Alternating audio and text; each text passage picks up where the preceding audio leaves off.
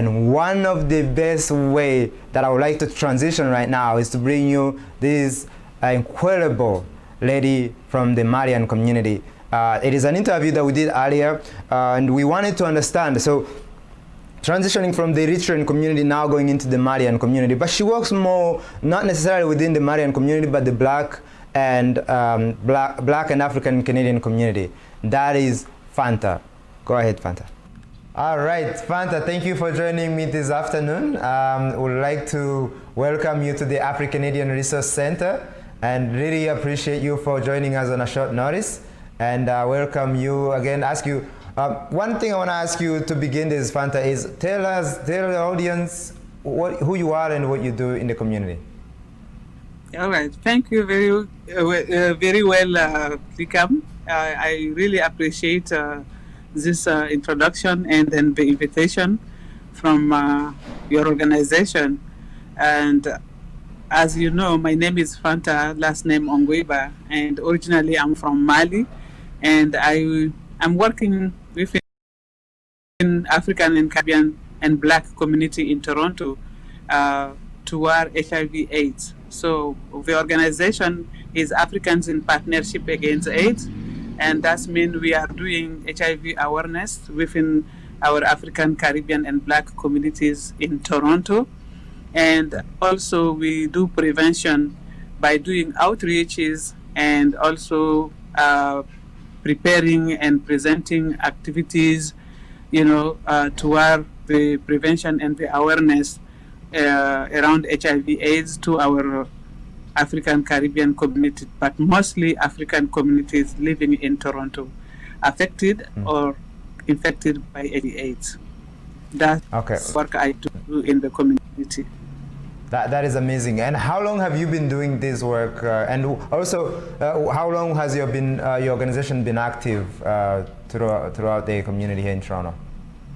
Likab, this is very excellent question, and the organization is old by 27 years. So that means since 1993, the organization is around and dealing with HIV/AIDS within the community.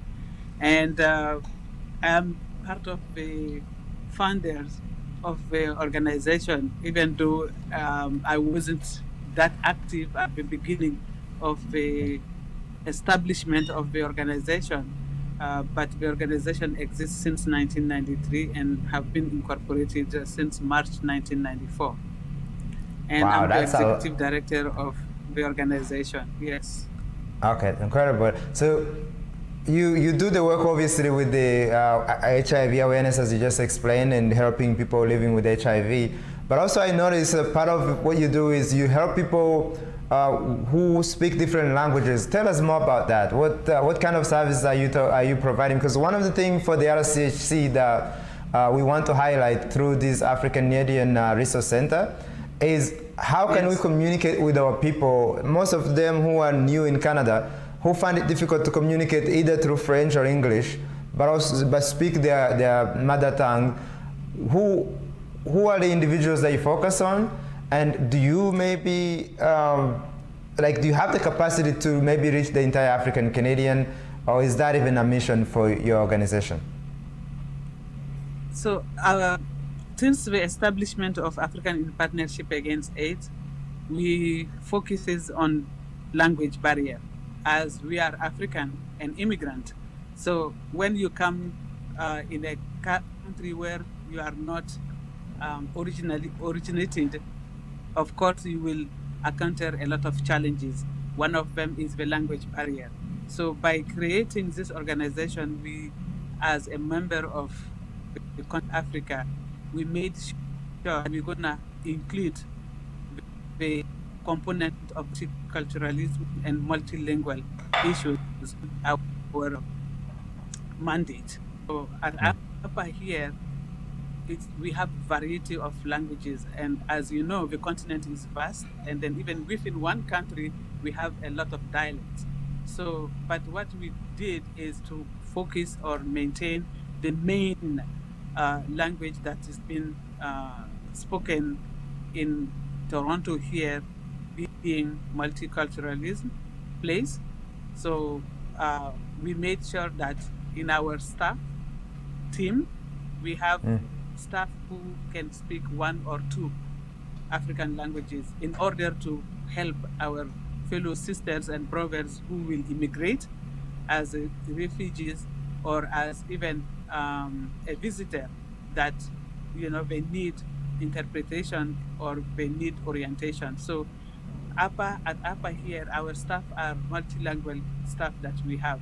Me myself, I speak more than 7 languages, African languages, right? So I will be able to more people in terms of language issues. And all of our staff speak at least 3 languages or 4.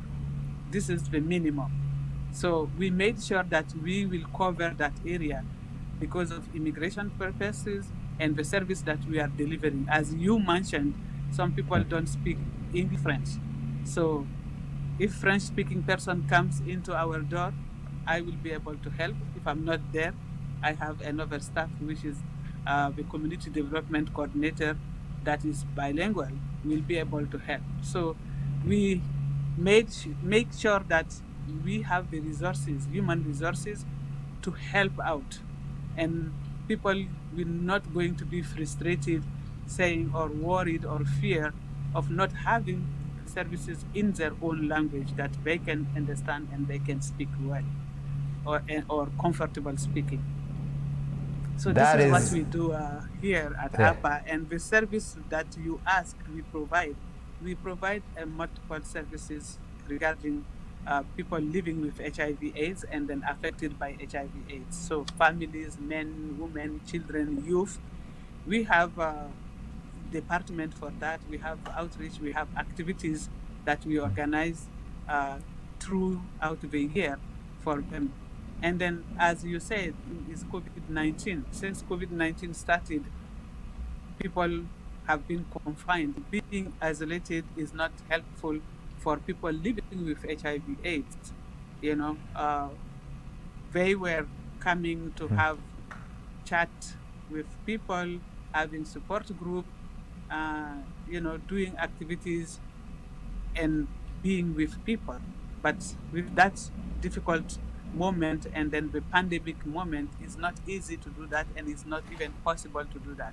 So what we did is we cannot be face to face in the same environment, but technology is there, which is like virtual communication, Zoom or telephone or email. We continue doing our activities in order to maintain them and be active and then lift the heavy fear that they have in mind, because already their immune system is compromised, and then adding COVID-19 on top of it is a lot for one person who's living with HIV/AIDS. Yeah, I would imagine for most people who are having any form of sickness, they have to be they have to take extra caution during this time of COVID. But for someone who is living with HIV, knowing how the immune system is really broken down, I can imagine how even the fear, the being afraid just to be affected by this disease. What are the conversations? What are the discussions among you and your people and stakeholders, members and patients? I don't know if you would call them patients.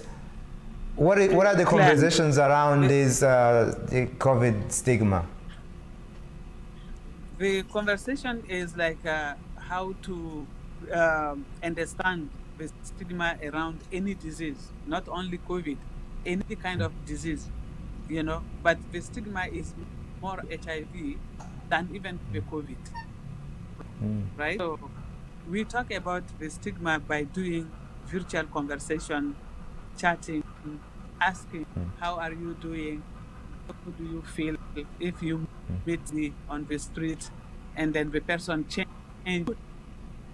How do you feel about it? Do you think if, finger pointing, discrimination, what do you think about that? So we provoke questions there to get feedback and see how people are feeling about this COVID-19. Yes, at the beginning, even myself, when I was walking and then I'm meeting somebody, the person changed the route. Before COVID-19 comes in my mind, okay, what's wrong with this person? That's the first impression that will human being, right? But we tend to get that, no, it's not like changing route because I'm black or changing route because I'm X or Z. It's because something is here to take precaution. You never know. At COVID-19, even now, they don't have vaccine, so they don't even know how to deal with. Sometimes you have your inside internal stigma that can haunt you, more than the external one. We talk about that, we chat about that, our clients, and by doing that, it released them and say, oh yeah, I was feeling that, but now that you are mentioning it and you talk about it, I feel good. So it's not like I'm black, that's why, or it's not because this person think I have COVID because I'm wearing mask. It's not because of that. So people get to understand the sense of it, and then, slowly leave the idea of stigma around COVID-19. Amazing. My question now is for people who who are interested in your services, where do they go, and what are the kind of people that you're looking for during this time of COVID? Because I'm assuming that the capacity, the ability to reach out, to be at the office where you can actually accept people hour per hour as you usually do is no longer there. What are the people that you're looking for right now? But also, where can they reach out to in order to, because you just mentioned you speak 7 languages. And anybody who speaks that many languages, I'm sure there's so much you can provide. Yeah, go ahead. Yes, we have somebody who's healing, we have somebody who speaks Hausa, we have somebody who speaks Fulani, we have somebody who speaks Bambara, we have somebody who speaks Jula. We can name it. And I can come in and speak Kinyarwanda too, right? And Kiruranda. Kinyarwanda or Kirundi. Each part of our continent, I have somebody who can speak. So this is among staff, and then plus volunteers who gave their time for free for the organization because they believe on the cause and then the work that we are doing. They also speak multiple languages, so we have a huge resources to help out. And then during that COVID-19, you were asking the question like, how are we doing to reach out our clients? We have the database, and then we call them, we ask their need, they will let us know, and we fulfill that. Some of them are okay to come in the office, but using the precaution, hand sanitizer, mask, glove, and then we help them by providing food hamper, and we help them also by providing emergency financial, support, and you can name them. So we cannot meet face to face, but we are doing our work non-stop. Okay. Change the way, the routine, the way we do the delivery of the service. I mean, we have all had to do that. As you can see, you and I were supposed to meet. We were trying to come and do an interview in person, but obviously because of the challenges of COVID-19, we have to do these kind of interviews. But we would really love down the road, hopefully, if we were allowed, to come and visit so you can show us around. You can demonstrate to the audience what it is that you do exactly. Inshallah, when this course, we will invite you to our office and have one. Amazing. Okay, also your website, somewhere where somebody can actually go and learn more about your organization? Yes, our website is like www.apaa.ca. You can visit that, and we have Facebook also account that I don't know by head to give you the information, but you can find out on our website. And if people want to contact us on the website, you can email us, and we will respond to you as soon as possible. Thank you so much, Fanta. As I said earlier, what we are trying to do is reach out to as many African Canadian communities and people who serve African Canadians and gather as much resources, or at least highlight the people with the resources so our members can know where to go. So we are so privileged to have you here today, and we look forward to come and visit you in person. Thank you for having me, and then I will be more than glad to have you in person, inshallah. Thank you so much. You are very welcome.